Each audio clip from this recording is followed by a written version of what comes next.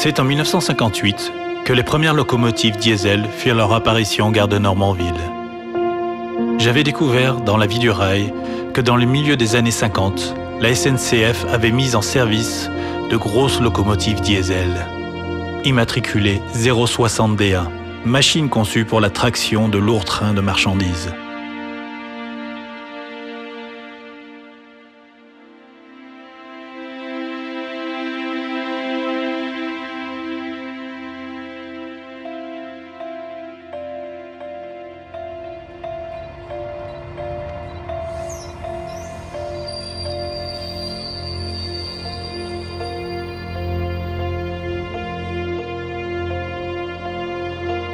Toujours en 1958, une toute neuve 040DE fut affectée au dépôt de Normanville, afin d'assurer les trains de marchandises circulant sur la petite ligne à voie unique desservant Criquebec et les installations du petit port de Canizy-sur-Mer.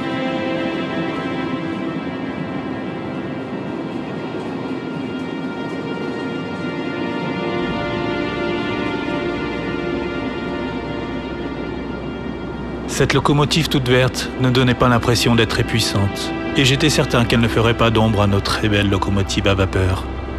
Cependant, dès le service de l'été, je constatais que les puissantes 141C étaient parfois remplacées en tête de certains trains de voyageurs à destination de Criquebec par une de ces nouvelles venues.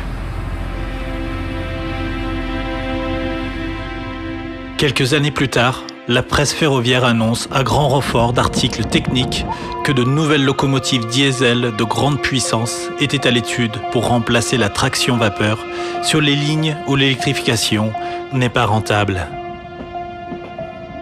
Courant 1963, les premières photos de ces nouvelles machines sont publiées dans La vie du rail. Leur livret bleu rehaussé de chrome et bande blanche signe une révolution dans un monde ferroviaire couleur vert wagon. Elle est due à Paul Arzen, designer industriel français déjà à l'origine du dessin de belles rames RGP verte et crème. J'apprends aussi que les premiers prototypes sont en essai sur Paris-Normanville-Cherbourg. Cette année-là, profitant d'un bref voyage sur la côte normande pendant les vacances de Pâques, j'interroge le mécanicien de la Pacifique qui va emmener mon train à Normanville. Ce dernier me confirme qu'une loco diesel effectue des essais en tête du train de nuit pour Cherbourg, mais que la mise au point est laborieuse et les demandes de réserve nombreuses. Ouf, la suprématie de la vapeur ne semble pas être mise en cause avant longtemps. Et pourtant, tout va basculer au service d'été de 1964.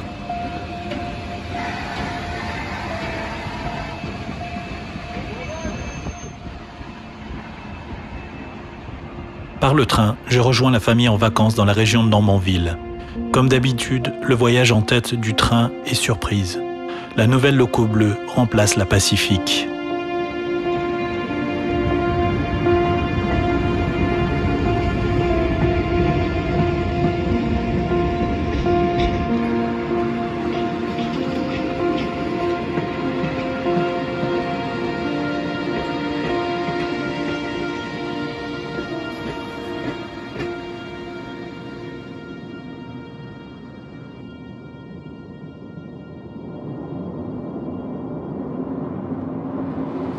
La 231D du dépôt de Cherbourg a laissé sa place en tête du 301 à la A1A 6800 affectée à Caen. Le voyage se passe sans histoire et sans escarbille. Arrivé à Normanville où je dois changer de train, seconde surprise. Le dépôt, jadis envahi par les fumées et les mouvements incessants de nombreuses locomotives qui l'abritent, semble tomber dans une profonde léthargie. De longues files de machines sans vie occupent les voies du parc à charbon. Seuls quelques 141R Fuel et une 141P venant d'Argentan semblent encore tenir tête aux nouvelles diesel 040DE et DG et autres autorails qui assurent l'ensemble du service omnibus et marchandises. Seul reste encore assuré par une Pacifique, 231D ou G de Batignolles, les trains temporaires et les trains transatlantiques, ainsi que chaque vendredi soir le train dit « Train des Cocus » qui met la plage à 2 heures de Paris.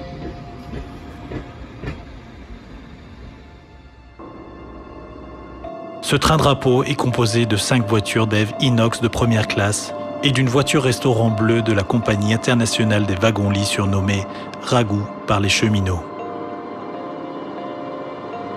Ce train qui ne circule qu'en juillet et août est aussi lui venu prendre des vacances en Normandie, car la rame est celle du fameux Capitole qui relie tout au long de l'année Paris à Toulouse, sauf en été.